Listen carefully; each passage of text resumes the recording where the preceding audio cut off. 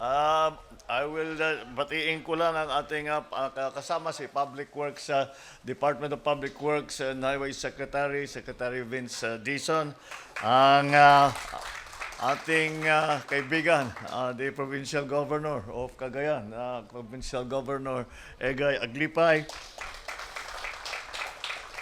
the Camaliniugan Municipal Mayor Isidro Cabado. I remember that we were together here nung in-inspection natin. Apari Municipal Mayor Dominador Dayag. All the other chief executives that are here present, fellow workers in government, distinguished guests, ladies and gentlemen, na imbag nga bigat yu amin apo. Matagal na ngayon, ito magandang araw, kahit na umuulan, magandang araw pa rin ito.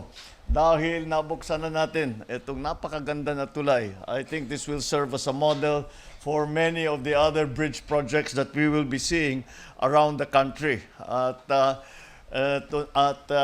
nakakatuwa dahil napakalaking bagay ang paglagay ng ganitong klaseng tulay. Dahil, as all of you here are well aware, it cuts the travel time. Imbis na umiikot na napakalayo para tumawid, ay nandito na yung ating Camaliniugan Bridge. So I congratulate the Public Works for their very good work here and to see that everything was completed on time and on budget, and despite all of the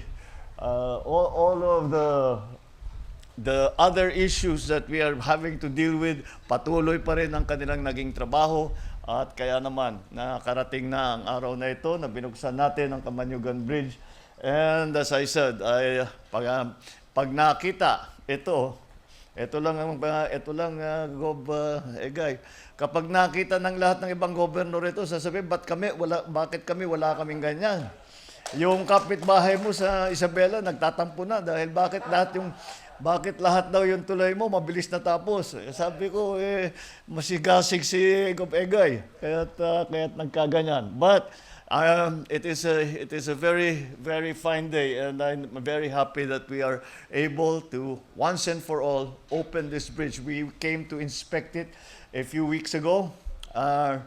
I thought akala ko kumpleto na nung nakita natin dahil ganito na ang itsura. Ngunit ngayon ang official opening. And when will it be open to traffic? Today? Oh, okay. Tama-tama. So very good. Congratulations everyone. And I am sure na itong tuloy na ito, ako'y nakakasiguro na ang tuloy na ito, magbabago ang ekonomiya sa magkabila ng tulay na ito. Maraming mabubuksan. And this will give many opportunities for our mga in the surrounding areas, mabibigyan ng mga opportunities for new jobs, for new businesses. And I'm sure that you will feel the effects, the economic effects in a very, very short time. So congratulations everyone, and what a wonderful day we are opening the Camaliniugan Bridge. Just take nina kaday kaya natin.